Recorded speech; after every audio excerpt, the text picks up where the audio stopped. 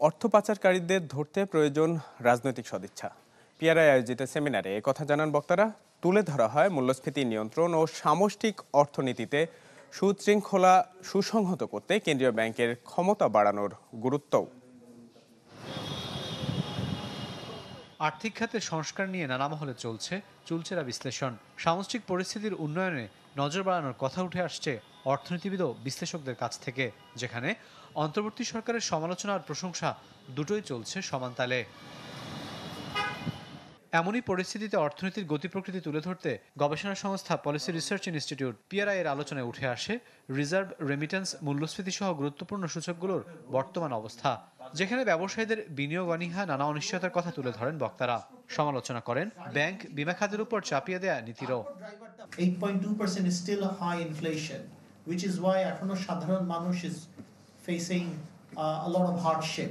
Uneven investment climate require coordinated action, and priorities include: 1.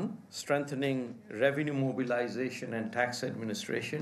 যেখানে একটা দেশের আইন উপদেষ্টা নিজেই স্বীকার করে যে আমরা মবটাকে নিয়ন্ত্রণে আনতে পারিনি, এটা মিডিয়ার সামনে বলা হয়েছে, তো সেখানে তো আমাদের কনফিডেন্সটা একটু কমে যায়।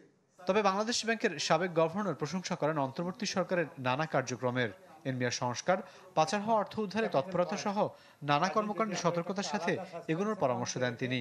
বলেন, পাচার হওয়া অর্থ ফেরাতে প্রয়োজন রাজনৈতিক সদিচ্ছা। এ সময় প্রশ্ন ওঠে বিএফআইউর নৈতিকতা নিয়েও।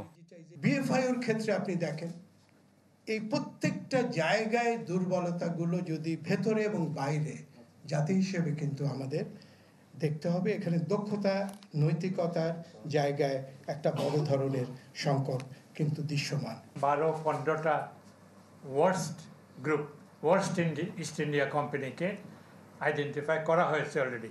তাদেরকে পার্সু করে, তাদেরকে শাস্তি দেন। তাদের এই যে সম্পদ জব্দ করাই এনাফ নয়, সরকারের পক্ষ থেকে মানি লন্ডারকে ধরার ব্যাপারে উৎসাহিত করতে হবে। ক্ষমতা আছে, কিন্তু বাংলাদেশ ব্যাংকে আছে, কাস্টমসে আছে, সিভিল এভিয়েশনে আছে। আলোচনায় ব্যাংক আমানত নিয়ে গ্রাহকদের দুশ্চিন্তার কথা উঠে আসে বক্তাদের কণ্ঠে। I strongly plead with Rakib Al Jabed, channel 24, Dhaka.